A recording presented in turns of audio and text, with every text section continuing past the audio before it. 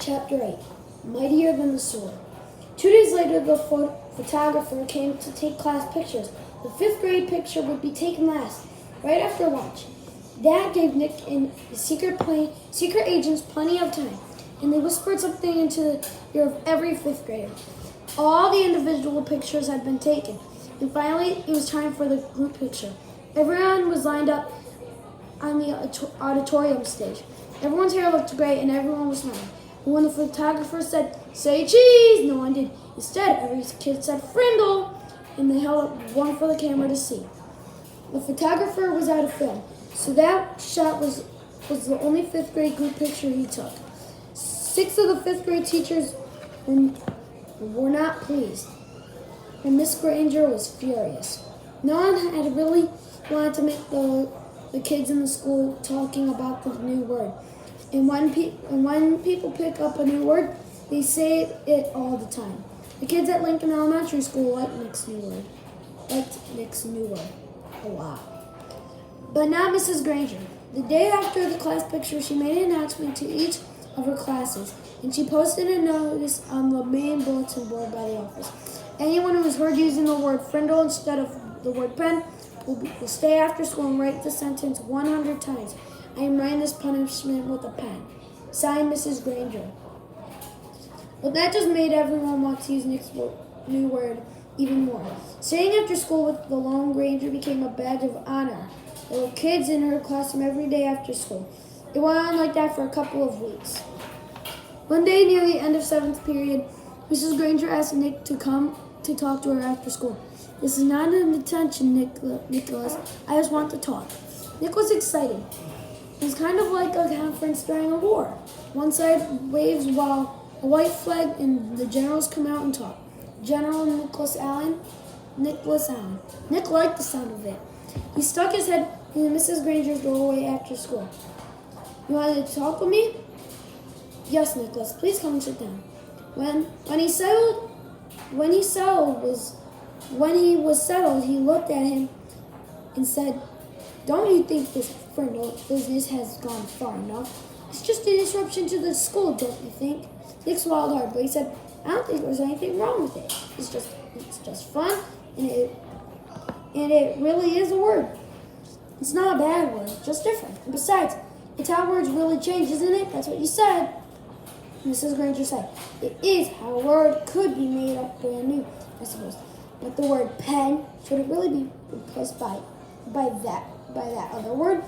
The word pen has a long, rich history. It comes from the Latin word for feather, pinna. It started to become our word pen because quills made from feathers were some of the first writing tools ever made. It's a word that comes from somewhere. It makes sense, Nicholas. A Frindle makes just as much sense to me," said Nick. "And after all, didn't somebody just make up the word pinna too?" They got a spark from Mrs. Granger's eyes. But all she said was, Then you're not going to stop this?" And Nick looked right in her eyes and said, "Well, a bunch of my friends and I took an oath about using the word, and we have to keep our promise. And besides, I don't think there's anything wrong with it. I like my word." Nick tried to look brave, like a good general should. "Very well then. I thought it would end up this way." Mrs. Granger pulled a fat white envelope from her desk drawer and held it up.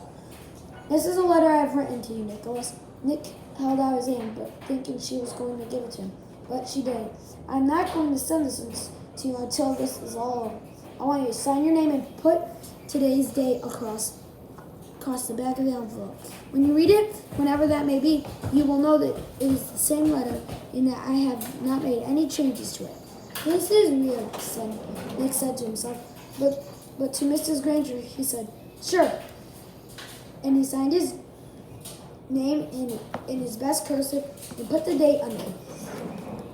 Then Mrs. Granger stood up abruptly and said, That is all for today, Nicholas, and may the best word win." There was a frown on her face, but her eyes were different, almost happy. And Nick was halfway down the hall before she likes this word, and she wants to win real bad.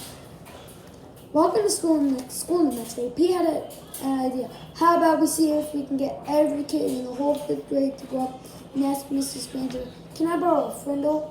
"You mean Mrs. Granger?" "May I borrow a Frindle?" said Dave. "Got to use good grammar. Don't want to upset dangerous Grangerous." "Sounds good to me," said Nick. She can't keep everyone after school, can she?" Almost 80 kids stayed after school with Mrs. Granger that day. They filled her room and spilled out into the hallway. The principal had to stay late to help, and they had to arrange 2 special late buses to get all the kids home. And the next day, all the 5th graders did it again, and so did a lot of other students. Over 200 kids. Parents called to complain. The school bus drivers threatened to go on strike. And then the school board and the superintendent got involved. And about this time, the principal of Lincoln Elementary School paid a little visit to the home of Mr. and Mrs. Allen. She wanted to talk to them about their son, the one in 5th grade, the one named Nick.